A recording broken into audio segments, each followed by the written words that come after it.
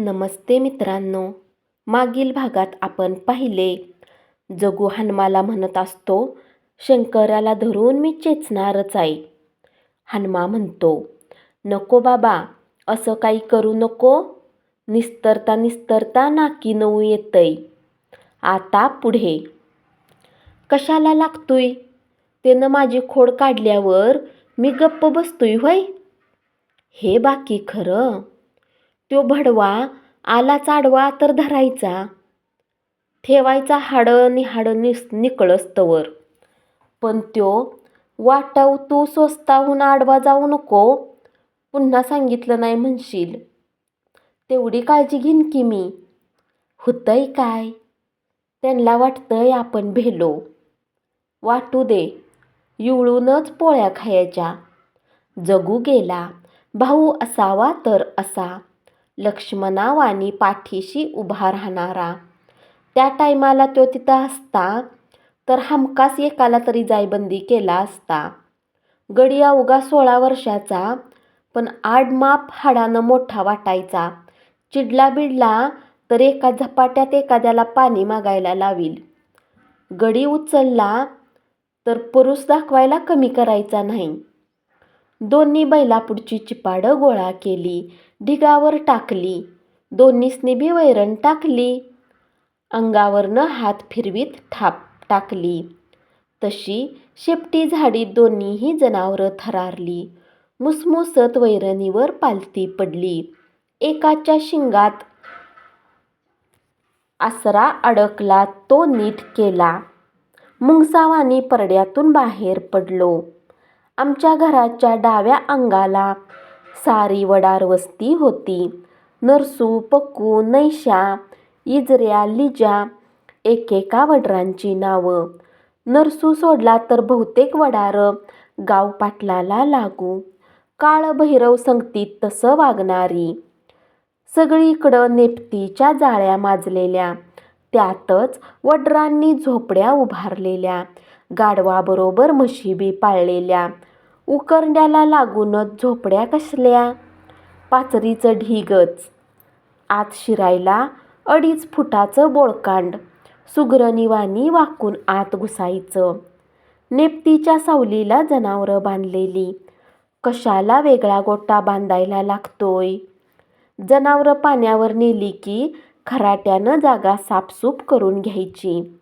लईच चिखल झाला तर जरासा मुरुम आणून टाकायचा. पावसाळा असो उन्हाळा असो, गुरं नेपतीच्या सावलीतच. गाढवं 2-3 हातावर बांधलेली. बारक्याशा मेका, प्रत्येक मेकला फुटभर दोरी. नुसता एक पाय गुंतवला तरी गाढव रात्रभर तिथं उभं राहायचं. नरसू तर सांगायचा, दोरी बांधायचीच नाही, नुसती पायाला गुतवल्यावानी करायची. गाढवाला वाटतं बांधलंयच, हाणलं तरी जागा सोडत नाही. बायकांचं सारं ध्यान म्हशीवर. येरवाळी उठायच्या, काळोखातच चा करून प्याच्या. जरा दिसायला लागलं की तिथल्याच बेंदाडात उतरायच्या. अर्धपातळ फेडून पाण्यातच बसून अंघोळ आटपायच्या. चोळीचा प्रश्नच नसायचा. मावलेली छाताडं तशीच उघडी. काळ्या भोर पिपाण्या पादरा आड रसरसत असायच्या. नाकात चांदीची चमकी, दंडात वाकी, गळ्यात काळी पोत, हातात पितळेच्या करंगळीवाणी जाड बांगड्या. दाताड बघावं तवा दातवानानं काळवंडलेलं. केसाला तेल कधी माहीत नसायचं. जाडी भरली पातळं स्वतःच्या अंगासारखीच. म्हशीच्या पाटी घासून घासून काळ्या चकचकीत करायच्या. बडीशेपच्या दाण्या एवढी गोचडी कुठली दिसायला. स्वतःपेक्षा जनावराची काळजी. पोरा बाळासकट बायका सकाळी उठल्या उठल्या पितळीत निरसं दूध घ्यायच्या. शिळी भाकरी कुस्करून हादडायच्या. नवरा पोरं गाढवं घेऊन बाहेर कामाला निघून जायच्या. कुठं मुरुम टाक, कुठं दगडं टाक, कुठं वाळू ओत, असं दिवसभर चालायचं. बायकांचं सारं ध्यान शेण गोळा करण्यावर असायचं. पाट्या घ्यायच्या टकुऱ्यावर, वरावरा हिंडायचं, शेण गोळा करायचं. पानट, कडबा, पालापाचोळा शेणात मिसळायचा. सारं शेण पाणी ओतून कालवायचं. नाजूक भाकरीवाणी ऐकेक शेणी थापायची. ओळीनं थापल्या जागेवर शेण्या वाळायच्या. 300-300 शेण्या हरपाटीत शिगोशिग भरून आसपासच्या गावात नेऊन विकायच्या. घरटी 5-25 शेणी खपायची. आयाबाया चुलीला लाकडाबरोबर शेण्या वापरायच्या. बाळंतिणीसाठी शेकड्यानं शेण्या खरेदी केल्या जायच्या. याशिवाय होळीची मैताची मागणी आहेच. शेणीची इतकी नाजूक की चुलीत घालण्याऐवजी खायचीच इच्छा व्हावी. 3-4 मिळून पाट्या नाचवीत सकाळी गेल्या की सांच्या येताना 15-20 रुपये घेऊन यायच्या. वाटेत भेटणाऱ्या शेतातली गाजरं, भुईमुगाचं ढाळं पाटीत टाकायलाही या बायका कमी करत नसत. कमवलेल्या सिसवी देहाकडे पुरुष माणसं टक लावून बघत राहत. चोळ्या घालणाऱ्या आणि टेचीत जगणाऱ्या बेलदारांच्या बायका त्यांना कमी लेखीत. नरसू वडाराच्या घराकडे झुकलो. त्याची एकुलती एक देखणी मुलगी राधी दारातच शेण्या थापत होती. चांगला 4 घागरी एवढा शेणाचा ढीग तयार केला होता. पालापाचोळा, वाळलेली पानं, पाचट, राख काय हाताशी सापडेल ते ती मिसळत होती. ती चटाचटा शेण्या थापत होती. चवड्यावर बसून खाली मान घालून तिचं काम चाललेलं होतं. थापल्या जागीच शेणी रांग वाढवायला मदत करत होती. आसपासच्या वडाराच्या आयाबाया दिवसभर यातच रमलेल्या.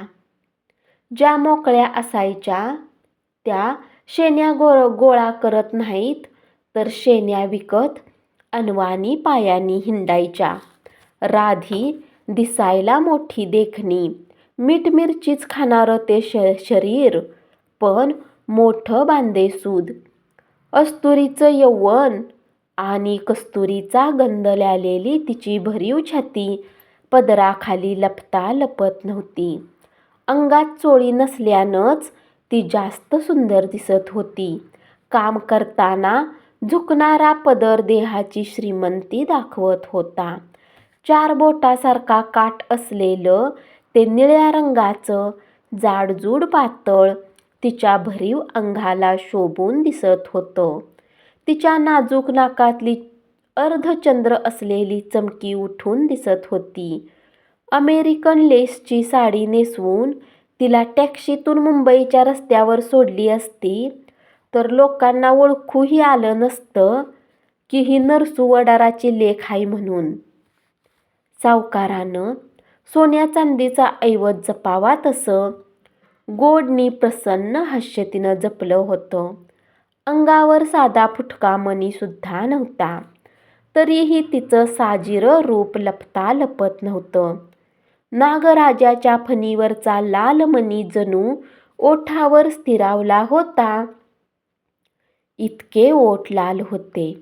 हातात कथलाचे आणि काचेची काकणं किणकिणत होती. म्हातारी दारात बाजरी निवडत होती. धाकटं पोरगं शिवजा हातातलं चिपाड नाचवीत अर्ध्या चड्डीवर तिथंच फिरत होतं. गाढवं धुडवायच्या विचारात होतं. कुठं र शिवऱ्या? त्या धनू आबाच्यात मुरूम टाकायचाय. आता ह्या दिसात कशाला मुरूम? गुराच्या गोट्याला.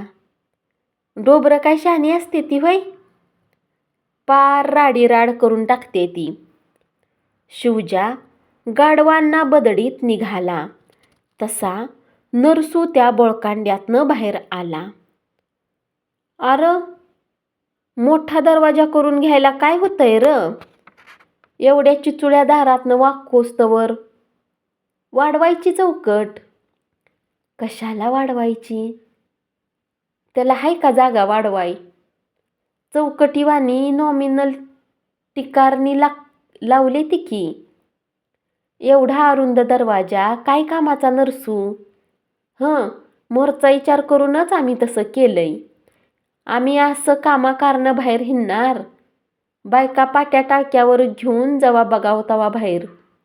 तान्या पोरांनी काय करावं? एखाद्या टिपणीला गाय म्हैस बैल आत घुसला तर केवढ्याला पडायचं?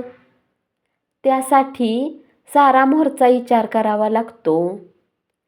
आज निवांत दिसतंय काम. निवांत कुठलं? पोराला आता कामाची झुपी करून दिली. आपण आता जाणार सुरुंगावर. कुठं? तिकडं गोडसवाडीला, चौंडाईच्या वड्याला. तेवढंच 10-5 सुटलं म्हणायचं. खरं आहे, कामाशिवाय काय खरं नव्हं.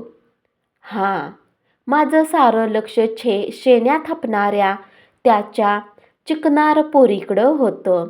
झुलणारं मनगट आणि हलणाऱ्या बांगड्या खालीवर होताना मोठ्या सुरेख दिसत होत्या. मध्येच नरसू म्हणाला, हनुमंतराव, काय कळलं का तुम्हाला? काय? माणसं लय मोहरं गेले ती. म्हणजे काय घडलं काय? त्या दिवशी तुम्हाला मारलं ना, त्या दिवशी तो पवाराचा दादू रातच्या कर्णात जाऊन बसला होता रेल्वेच्या. कशाला? आपण फौजदारी करायला जाऊ म्हणून. एकटा नव्हं, चांगली 7 पोरं घेऊन. पर मी म्हणतो, एवढं वैर का? दुसरं काय, जगतापाचं याकच घर गावाला डुईजड होतंय म्हणून. तुम्ही गरिबावानी राहावं, गावातल्या राजकारणात पडू नाही. पण कोण पडतंय राजकारणात? इथं ढुंगाण टेकायला सवड नाही. नाही त्या उचापत्या कोण करतोय? हे झालं तुमचं, पण त्यांना ते कळायला पाहिजे ना. गावात त्यासनी कुणी विरोधकच नाही. हां, म्हणजे सारं गाव बुडाखाली घेऊन वर बसायचंय त्यांना. आईला ह्यांच्या असली कसली हाव म्हणायची. पापाची पायली कवा तरी लवंडलच की. कुठली लवंडतीया? ह्यांच्या परास आमची गाढवं बरी. निदान निवडून तरी खाते ती. ह्यांचं तसं नाही, तोंडाला घावलं की खायचं. ती चांबाराची आंधळी म्हातारी आहे का नाही, द्वारकाजी का? हां, तीच. तिची जमीन घाण होती भाऊसाहेबाकडं. आता 6 वर्ष झाली. ह्यांनी काय करावं? म्हातारीला फसवून अंगठा घेतला की खरेदी कागदावर. बोंबला आता. 8 दिवस झालं म्हातारीनं हातरून धरलंय. माणसं आहे ती वय, सैतानाचं वारसदार नुसतं. वाईट. स्वतःचं पोर पैसा मिळालं तर ही काय कमी करायची नाही ती. तुम्हाला काय सांगू, कोरेगावासनं आठवड्याला 7 पोती गहू येतो स्वस्त धान्याच्या दुकानात. आमच्या पोराबाळासनी चपाती बघायला मिळना. एखादा किलो मिळतो कवा तरी, बाकी सारं हडप. तांदळाची बी तीच तरा. ह्यांच्या घरचं लगीन असलं तर जिलेबीशिवाय जेवण नाही. आपल्याकडं शाक भात मिळता मिळता मारामार. कुठून येतो एवढा पैसा? नरसू, तुला बरंच माहिती आहे. ह्या गावात पहिल्यांदा आलो तेव्हा 13 वर्षाचा होतो. गांधीबाबाला बघितलंय म्या. कॅस पिकलं माझं. साऱ्या गावाच्या अंगावल्या रेघा मला माहिती आहेत. चहा घेतला. गप्पा लांबताहेत असं वाटलं तसा उठलो. राधा अजूनही शेण्याच थापत होती. मघापर्यंत मी तिच्याकडे बघत होतो, आता ती माझ्याकडे बघत होती. उगीचच मला त्या पोरीची काळजी वाटायला लागली. ओझ्यानं फणस वाकावा तशी ती दिसत होती. मी नरसूला म्हटलं, या काम कर बाबा नरसू. काय? ह्या राधीचं लवकर वाजवून टाक. लगीन होऊन सुधीक आमच्यासारख्यांचं डोळं गपकीन तिच्यावर जाते ती. बिनलग्नाच्या पोरांचं काय सांगावं. हां हां. नरसू कसनूस हसला. तीही लाजली. चंद्र हसावा तशी हसली. पदर सावरीत कामाला लागली. आमच्याकडे पाठ करून बसली. हातातली दोरी नाचवीत निघाली. आता रानात का? हां, खळं केलंय. शेंगटं टाकायचंय. कशाला खळ्याव मळायचं? न्याची कंस गाडीत घालून शिरंब्याला. काशीनाथ भोसल्याच्या मशीनवर आणायची मळून. माझ्या बी डोक्यात तेच आलंय. अजून काय खळं शिपलं नाही. आणतोच मळून मशीनवरनं. एकदा पोती घरी येऊन पडली म्हणजे कटकट नाही. मळ्यातलं पीक नामी बसलंय. अरे बसून करतोस काय? शंकर्यासारख्या शान्यांनी समदीपट्टी चारल्यावर काय पडायचं हातात? एक येळ पाखरं परवडली, पण माणसं वाईट. काय ठेवलंय पिकात? लुंगा न लुंगा हातात घावला असता तर खंडीला मरान नव्हतं. तशी हुत्याली 10-15 पोती म्हणा. चलू का? चला, आता मी बी निघालो. थांबून काय तुझी लेक जेवायला वाढणार आहे व्हय? पुन्हा निळ्या पातळामागं चांदणी हसू पिकलं. सुरुंगाच्या लांबलचक पहारा घेऊन आणि पानाचा बटवा सावरीत नरसू सटकला. म्हातारी तरातरा आली. लेकीजवळ जाऊन बसली. बसल्या बसल्या राख चाळू लागली. सरळ घरी आलो. भाकरी खाल्ली. टॉवेल खांद्यावर टाकला. दादांनी सातारहून आणलेली भरीव पितळी काठी खांद्यावर टाकली. सरळ रानाकडे झुकलो. अलीकडे जगू सारखा रानातच असायचा. शाळेपेक्षा शेती त्याला जास्त आवडायची. सुट्टी लागण्याआधी त्यानं म्हणे कोणातरी मास्तराच्या तोंडात भडकावली होती असं बापू म्हणत होते. खरं खोटं ते मास्तर आणि जगूत जाणं. असल्या क्षुल्लक गोष्टी मीही त्याला कधी खोदून विचारत नसे. उगीच कारणाशिवाय मन दुखवायला नको. 4 गड्याचं काम एकटा करतोय. कडबा जर बांधायला लागला तर 4 शेकडे दुपार पावतर उरकतोय. एकूण काय तर कामाचा झपाटा मोठा. तो रानात असला की काळजी नसायची. गडी माणसं चुकारीचं कणीसुद्धा उचलत नसत. दपकून राहावं. मला तर कमालीचे घाबरत. एवढे दिवस उलटले तरी लोक घडला प्रकार विसरत नव्हते. जो भेटेल तो तोच विषय काढत होता.